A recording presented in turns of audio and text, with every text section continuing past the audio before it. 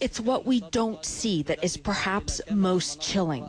These are images of Qusayr broadcast by Hezbollah's Al-Manar TV.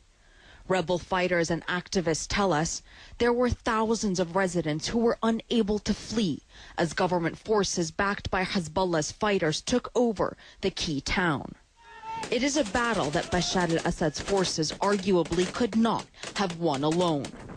The loss of Qusayr is a devastating military blow to the rebels. The fight for Syria is an existential battle, not just for the Assad regime, but for Hezbollah as well. One it won't let anyone forget, with banners of those killed in Syria hanging over the streets of Baalbek in Lebanon, and hanging in the minds of Syrian refugees who thought they would be safe across the border. This used to be a sprawling makeshift refugee camp on the highway to Baalbek. We tracked down some of the families that used to live here. None of them wanted to appear on camera or have their new location be filmed. They still don't feel entirely safe, but they told us that there were a few incidences that happened in May. There were cases where people, armed men, came into the camp. They don't know who or whom they were affiliated with, but they beat them and stole from them. And there was also at least one case of a drive-by shooting. It's a troubling sign of rising tensions in a Lebanese town whose population has gone up 50% with the influx of refugees, who squat wherever they can. Our camera light offers temporary relief from the darkness to this family living in a partially constructed home. They fled the outskirts of Qusayr with nothing but each other. The smallest barely made the grueling hours-long hike through the mountains.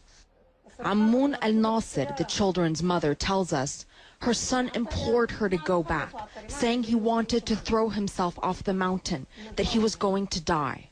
Those who do make it to Baalbek are relying mostly on the kindness of strangers, despite the growing pressures. And the bloodshed is far from over.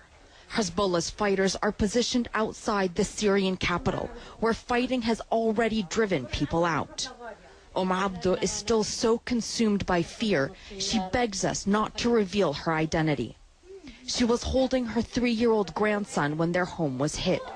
She's saying that now this is actually an improved state, that she doesn't scream as much as she used to, but that it used to feel like an electric shock was being driven through her body whenever anyone would touch the wounds. And this strike that caused these wounds happened around 2 months ago, but she hasn't had proper medical care, and even now it's her daughter and the neighbors that are changing her bandages for her.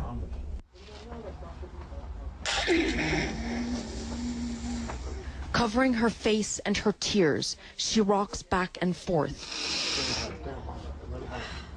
Her emotions so intense, she can't formulate the words to describe them.